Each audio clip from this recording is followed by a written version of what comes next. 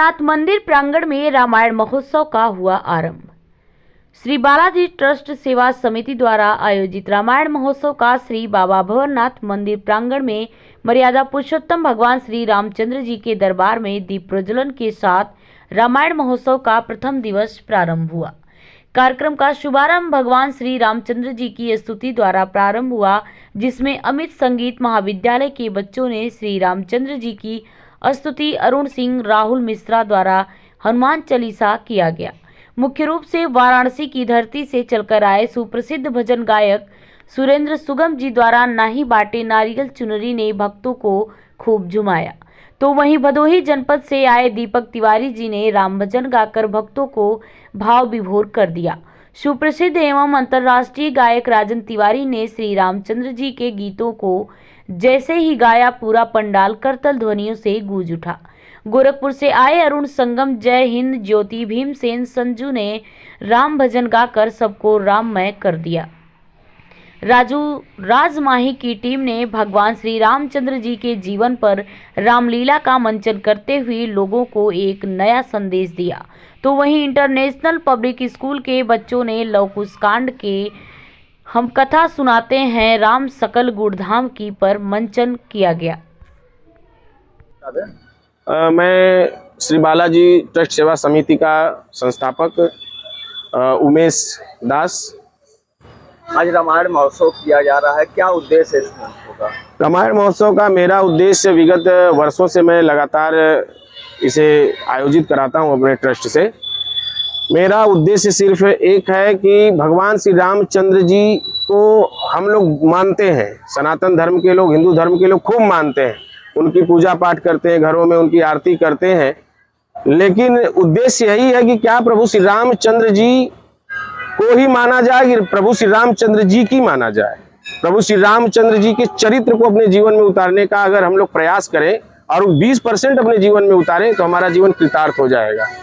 भगवान श्री रामचंद्र जी और श्री रामचरितमानस को हम लोग केवल मानते हैं, घरों में रखे रहते हैं, पढ़ते नहीं हैं। मैं निवेदन करूंगा, पूरे इस संसार के सभी लोगों से निवेदन करूंगा कि श्री रामचरितमानस का अध्ययन करिए और अपने जीवन में प्रभु श्री रामचंद्र जी के चरित्र को उतारने का प्रयास करिए। कितने दिन कार्यक्रम करेंगे? एक कार्यक्रम हम लोगों का 2 दिवसीय विगत वर्ष भी हुआ था और इस वर्ष भी 2 दिन का कार्यक्रम है। आज और कल 2 दिन, 13 और 14 तारीख।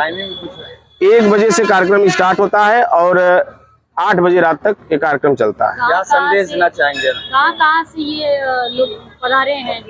हमारे बीच अयोध्या धाम से संत समाज लोग उपस्थित हैं। अपने जनपद के चंद्रमा ऋषि आश्रम के महंत जी हमारे बीच उपस्थित हैं। पीताम्बरा धाम सरकार के जो जनपद के पीठाधीश्वर हमारे हैं वो भी उपस्थित हैं। यहाँ पर कीनाराम बाबा आश्रम के 11वें गद्दी पे जो बैठे हैं महनाजपुर से, उनका भी आगमन है।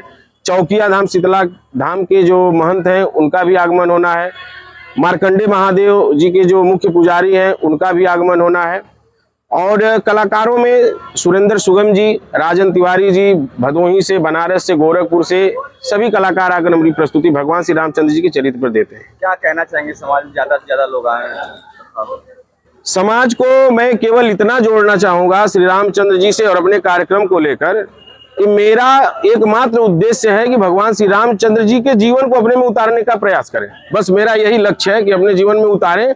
और 3 चीजों से मेरा सबसे बड़ा उद्देश्य है। हमारे गुरु जी हैं, आप बागेश्वर धाम के पीठाधीश्वर आप परम पूज्य धीरेन्द्र शास्त्री जी।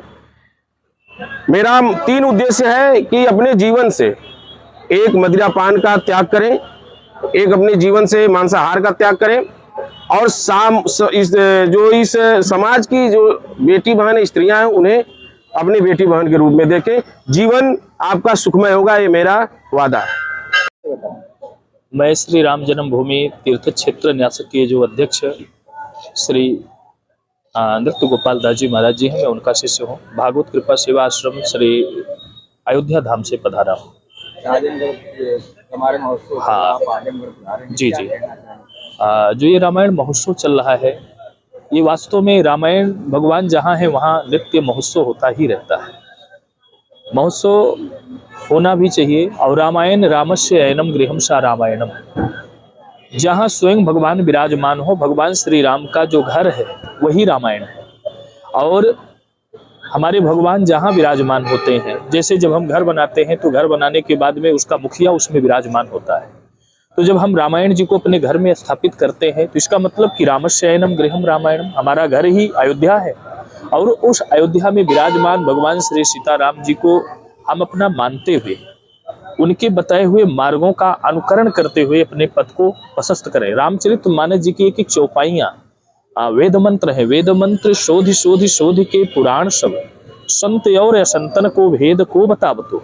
बाबा तुलसीदास जी महाराज यदि श्री रामचरितमानस जी का निरूपण प्रतिपादन न किए होते तो आज गांव में रहने वाला गवई व्यक्ति भी मंगल भवन या मंगल हारी उमा सहित जही जपत पुरारी इत्यादि चौपाइयों का गायन पाठन न कर पाता, क्योंकि वेद क्लिष्ट है।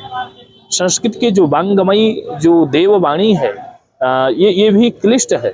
लेकिन बाबा तुलसी ने, हमें लगता है कि रामचरितमानस जी की, रामायण में और रामचरितमानस में अंतर है। रामायण क्या है जिसको वाल्मीकि जी ने लिखा, लेकिन रामचरितमानस क्या है जिसमें जो मनुष्य को मानव बनाना सिखाए वही राम ते संसार पतंग घोर किरणैर दहयंति नो मानवा। श्री रामचरितमानस जी का इसलिए हमें अवलोकन भी करना चाहिए, श्रवण भी करना चाहिए, गायन भी करना चाहिए, पठन पाठन भी करना चाहिए। और किंवदंती ज़्यादा क्या कहूँ, जो हम कहें उसको, या हम वक्ता ही हैं, कथा वक्ता है, अगर हम कुछ अतिशयोक्ति व्यासपीठ से बोल रहे हैं तो उसको अपने जीवन में उतारते हुए जनमानस तक उसको पहुंचाना भी चाहिए। हमारा जीवन धन्य होगा। और हम उमेश सिंह राठौर जी को बहुत बहुत धन्यवाद देंगे कि इतना भव्य आयोजन आप कर रहे हो। हम लोग आपके साथ में हैं। कोई भी कार्य यदि हम करते हैं तो कुछ न कुछ मुश्किलें आती हैं, मुश्किलें दिल की इरादे आजमाती हैं, स्वप्न का पर्दा निगाहों से हटाती हैं। हौसला मत हार गिरकर वो मुसाफिर ठोकरें इंसान को चलना सिखाती हैं। जीवन में कोई भी कार्य करो तो ठोकर लगता है, लेकिन हम जब यज्ञ की आहुति भी करते हैं तो कभी कभी हाथ भी जल जाता है, लेकिन हवन करने के बाद में पड़ोसी को भी उसका लाभ मिलता है।